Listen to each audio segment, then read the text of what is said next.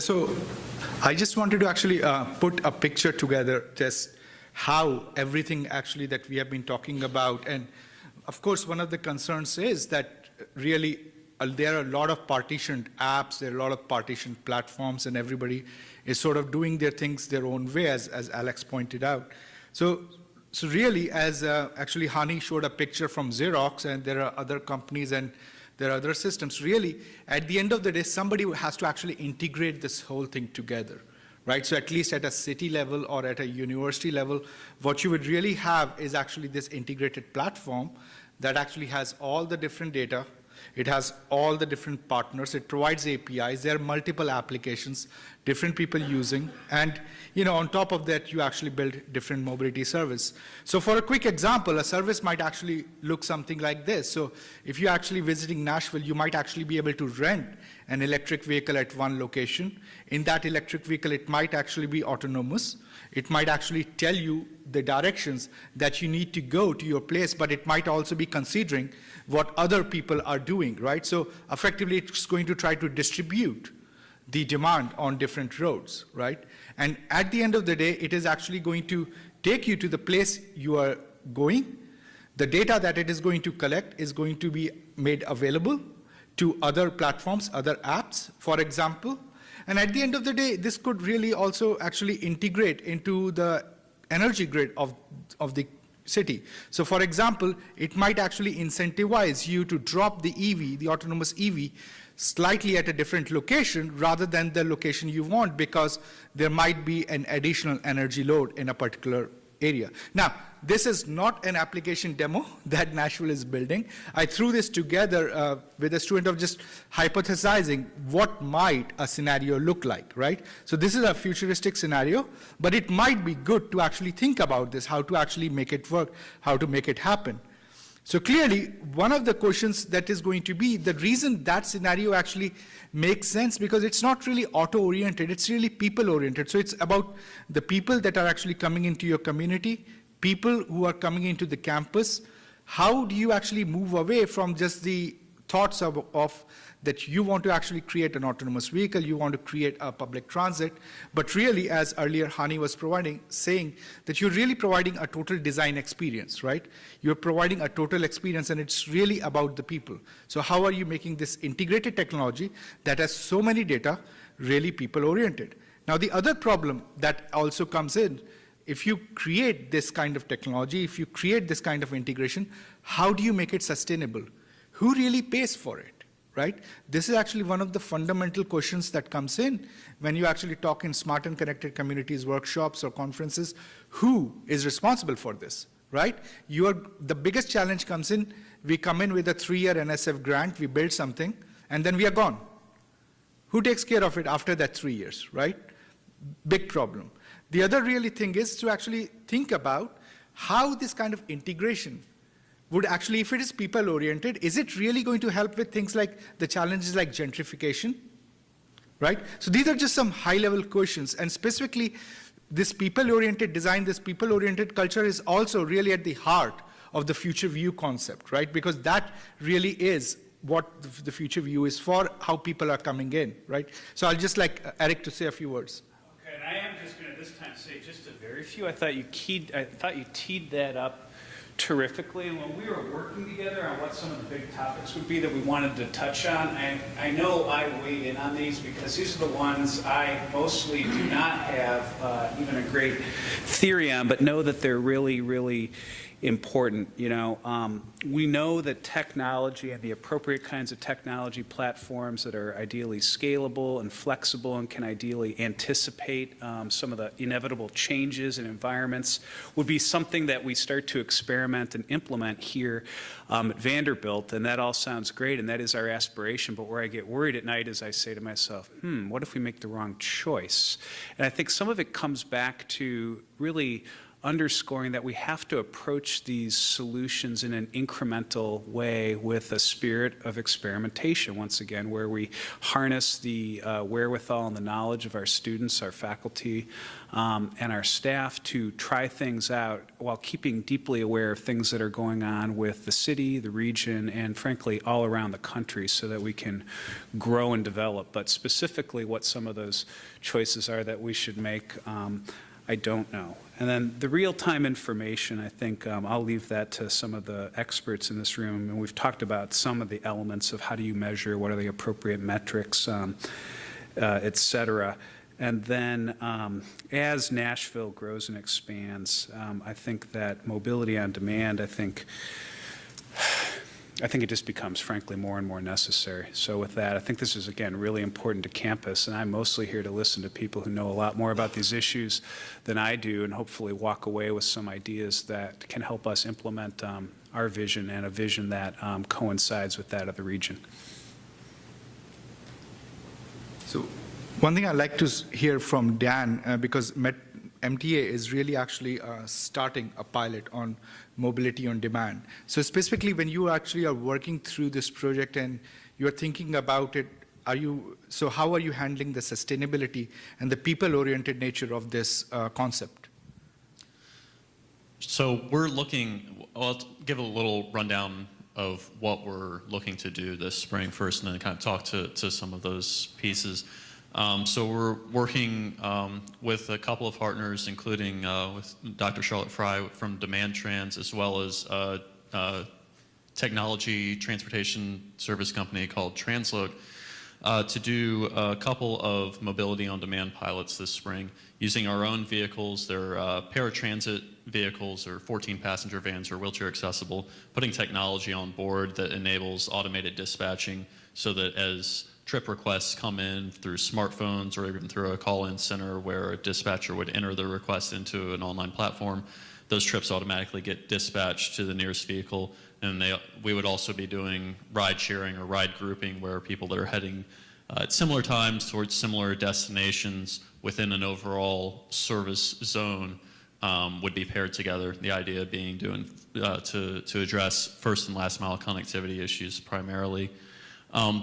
But some of these, so some of the things that we're looking to do, especially in terms of, I just want to speak to a little bit to the equity aspect of it first. So a big barrier for people to use these types of services might be the ability to have smartphones or bank accounts to pay for services like Uber and Lyft or to be able to book them. So we're also looking at being able to maintain a call-in support service as well as wheelchair accessibility.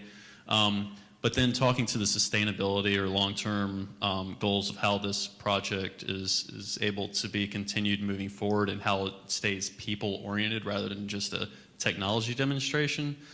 We've done a lot of work with various stakeholders in the community, such as the MPO, Metro Planning Office, Mayor's Office, and others that have direct links to the community to talk about what's important in terms of the problems that we're actually trying to solve with these services. But we also acknowledge that these are going to be sort of proofs of concept. So we are approaching these as pilot tests for a 6-month period, but we're also looking ahead to see, okay, if this service is successful based on these predetermined metrics, then how do we roll that out in the broader community as a whole? What we're ultimately trying to do is be able to use these types of services to provide service more effectively in places where we have low-performing routes, where there's a large vehicle that's running mostly empty in a suburban area. But we're not replacing any service right now. We're starting with the proof of concept and then try to move into that at a later phase, as long as we can demonstrate that the technical solutions that we're trying out now actually work for the people that are using the service.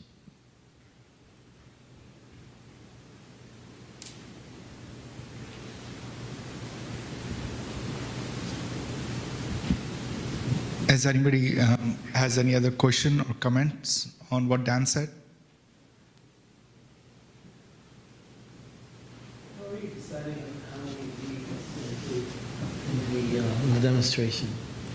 So we're well, resource constrained, of course, but we're also working with both Demand Trans and Translog to do some modeling. In fact, we just got some basically model scenario results back from Translog, where we're looking at, assuming a certain number of vehicles, what would the wait times look like for passengers? And so we're trying to restrict the service areas that we're looking at to a certain size so that they can be accommodated with just a couple of vehicles. So that's one way to sort of limit the demand that's going to be placed on the system. And then we can also look at other parameters, for example, restricting pickup or drop-off locations to, for example, one location may have to be a bus stop if we're trying to enforce first and last mile connectivity, or restricting things by time of day. But we're also looking at it in terms of the pilot as something that, let's say we put 2 vehicles out and it's really successful, and it's successful to the point that it's straining the system, that we'd be able to, if we needed to, pull in additional resources to make it a little bit more, responsive to the demand that we're seeing in the area. That's what we're looking at initially, is probably just two vehicles for a pilot zone. The areas that we're looking at are generally 7 to 10 square miles, generally suburban. And again, we're looking at, it's going to be a relatively limited market to start with, where we're just kind of focusing on those connections to transit routes in relatively low density areas. In terms of customers, any customers from the general public can participate. We've done services like this before that were just traditional dial and ride services, so we kind of have an idea from that what sort of levels of demand we might expect in some areas. We're hoping that the technology that's built around this platform will enable a bit more efficient operations, as well as more convenience for customers to be able to see their ETAs and things like that.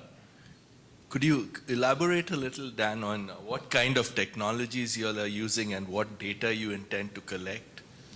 Sure. So there will be tablets on board the vehicle where drivers would receive requests from customers that would be entered in real time, or they could be scheduled ahead of time. And then pickup and drop-off orders would be optimized to try to minimize passenger wait times and travel times, or keep them within a certain range, while still being relatively efficient with the vehicle capacity that's available. So those are all things that would need to be fine-tuned to make sure that we're creating that balance between efficiency and customer satisfaction. Of course, the most efficient trip for a customer is just point to point, but that's not really going to be something it's not necessarily the business we want to get into as a public transit agency when we're trying to be efficient with the resources that we have to work with. So the technology piece is really real-time communications on the vehicle, tablet, and then a server with that real-time routing and optimization algorithms running in the background.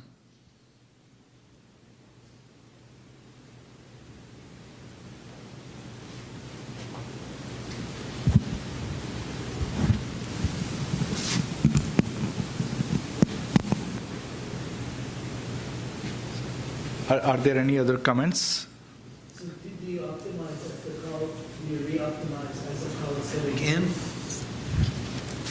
Yeah, so depending on the technology platform, there's a couple of different ways, and I'll let Charlotte speak a little bit to how their platform works, but we can actually, you can have a completely demand responsive zone where trips can originate anywhere, go anywhere, or you can restrict it so that there are certain checkpoints that a vehicle has to hit at certain times, for example, timed transfers, so that you can control what's able to be done. Right.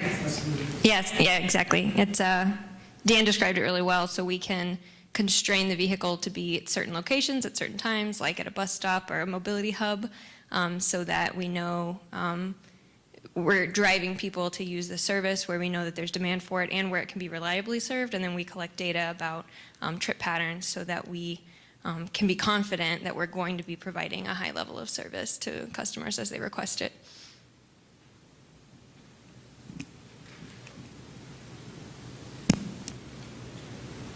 So are there thoughts of actually, how would you judge whether to expand it, so beyond the test zone? And specifically because this is on demand, it perhaps can actually also help in actually providing access to people who are living like in the suburban area, right? So it might help mitigate the effect of gentrification. So Charlotte, do you have some comments on that? Sure. So like Dan mentioned, we defined two sets of criteria. So we had an identification criteria and then where we're picking the zones based on which zones we think will be most successful or where we're going to meet the highest need. And that's the phase we're in right now. And then the pilots will be launching in April. And then as we collect data and understand exactly how they're working, as you said, we don't want to initially replace any service because you don't want to take away an alternative that somebody's come to rely on. But then if we observe that people are naturally starting to use certain services instead, then we can take the fixed route operating costs and essentially reallocate that to some more flexible services. And then we'll use another set of criteria that we've already defined in order to make those decisions.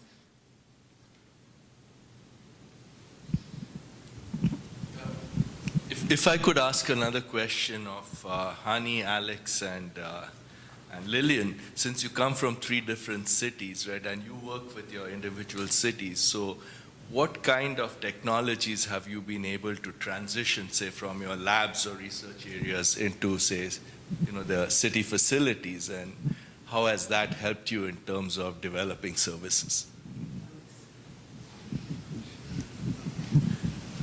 Okay, so there's many. I mean, okay, ITS is a very big operation. We are now 40 faculty, about 100 plus staff. So there's lots of them. I'll give a few. I think the best one in the context of today's talk is what Weibin Zhang has done at PATH. And essentially, PATH is running an automated bus line in Eugene, Oregon, which takes passengers, which has been operating for 6 to 9 months now, maybe more. And I think that's a really beautiful private-public partnership with involvement of the university. Essentially, I forget the bus company that provided the vehicles. We provide the algorithms, and obviously we're operating in the city. But I would say that a lot of the technologies that come out of the lab mostly migrate to the private sector rather than the cities, just because of the pathway. So Mobile Millennium was an example of a technology that Nokia ran internally when they were running our internal estimation engine, and then Apple, I mean, I don't even know officially that my former student is the director of Apple Traffic because of the Apple policy of secrecy, but okay. Making the assumption that he's running Apple Traffic based on our discussions, I assume that all the algorithms we built with him are now in their system. And again, I will never know this. And then there's probably a lot of other examples of such automation algorithm that came out of the institute. But again, I think the pathway is more to the private sector, just because first, especially in the age of explosion of machine learning, and we see it now with the Berkeley Deep Drive, which is the latest consortium we launched. We launched a $17 million partnership between 15 industry partners, and Google, Facebook, and many others, and ITS.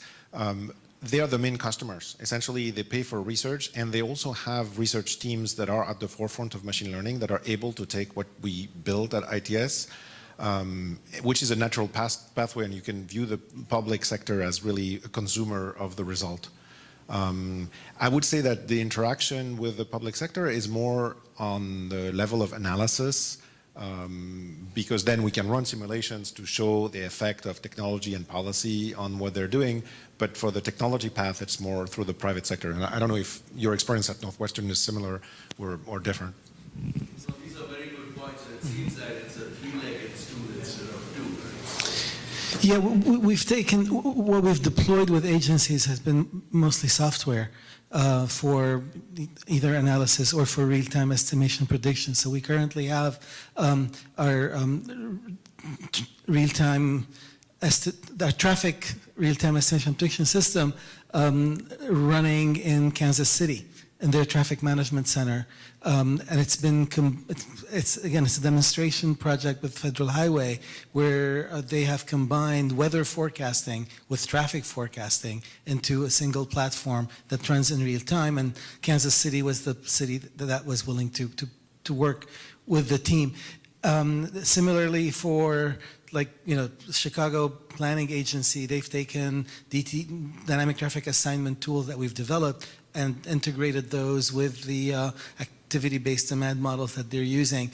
And over the years, we've done similar types of deployments, generally under some federal project that has provided most of the funding for it. But what we have found the most effective models have been when we team up with system integrator, with a consultant, and they're doing more of the agency interaction, particularly with integrating the softwares and so on. So we tend to, we're not set up as well as a consultant or a system integrator is in terms of acquiring those. So that's been a kind of a technology deployment model that we have used, and it's a good position to be in the sense that where our strength is in more fundamental methodological development, and then you could take it up to a point where it is robust enough and it's running, but ultimately that last mile deployment with the agency I think is better done by private sector types.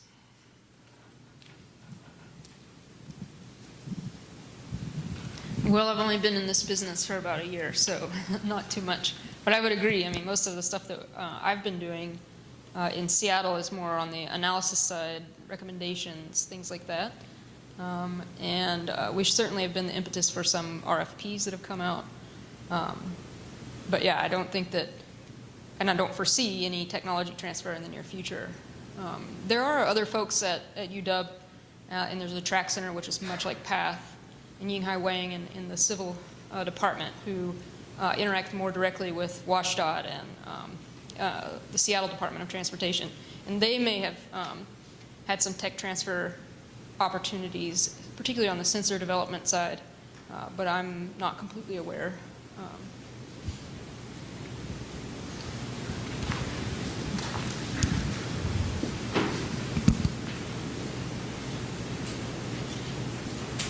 So that's really a good point. And towards the end, one of the things that we are going to do is actually there has been excellent discussion today. And we have had some really great students in the back. Please raise your hands. Yeah, and all of them have been actually taking notes, right? So one of the things that we are going to do is actually collect those notes and make it available as a report. But if you guys have some other recommendations of how this report might actually be made more useful to everybody else, please let us know. There are some good examples, I think, of university-agency collaborations, particularly in the areas of transit. I mean, we've done, in fact, when Charlotte was still there, a fairly extensive study for the CTA, and that was coming up with new frequencies, et cetera, kind of reallocating resources over their system, and they use that as a basis for the deployment that they ultimately did, though we did not continue in that role with them. But there's a very successful model that Nigel Wilson had created at MIT, for example, where he has worked with the MBTA in Boston. He has worked with Transport for London. He's worked, in fact, with the CTA in Chicago. And it's kind of a task order umbrella type agreement where there's primarily analysis tasks that are defined with the agencies that are really good MS level type analyses. And those have met sort of the need of agencies for short-term analysis at a much more attractive rate than having to hire someone and then, which is very much more difficult for them to do, and has provided data and very good experiences, I think, for the students there. And, again, it takes a certain commitment to do that on a regular basis, but certainly there is enough interesting material intellectually that's going to come out by working with an agency on a regular basis to do those kinds of things. Now, ideally, if again, there's an agreement, you can have more of a full-time research person that is tracking this on a sort of day-to-day basis, so to speak. But most of the analytical work can then be done by students and faculty. And that's actually an excellent point. And some of the work that we have been doing, it's really, I'd like to thank Dan Friedberg. So we work very closely, specifically my group, with Dan, and he has been very instrumental in actually providing us questions. And not just questions, but providing us with data. So that precisely leads to what you have said. We actually do the analysis, we give it back to them, and it's useful. But it also allows us to actually publish, right? And we publish it out, and it actually allows students to graduate. So I think that's an excellent model. Precisely. So, Eric, do you have any closing comments? I've found this to be tremendously helpful for me as we think about the campus of the future here at Vanderbilt. I mean, I think I've gained a lot more than I've contributed to these really enriching discussions and had the opportunity to meet a variety of really wonderful people. I'm heartened by the fact that there's such a bright community gathered here at Vanderbilt from across not just our institution, but from Metro, from the city, and frankly, all over the country with a lot of shared interests. And I think I've also learned that this is a very, more than ever, this is a very dynamic space with a lot happening. And to really dedicate the appropriate kinds of resources institutionally to continue the kind of interface that's necessary with our faculty community, with our graduate students, with Metro, with MTA, RTA, et cetera, so that this doesn't just become, a nice one-off afternoon or day together that then kind of seeps into the back of our mind. We need to really forcefully engage this, and we will continue to do so. And I look forward to some opportunities for more meetings like this in the future where we can continue to dialogue together as a community, broadly speaking, and talk about progress and further opportunities.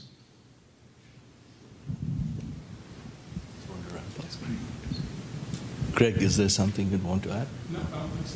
Okay. So yeah, again, Eric put it very well.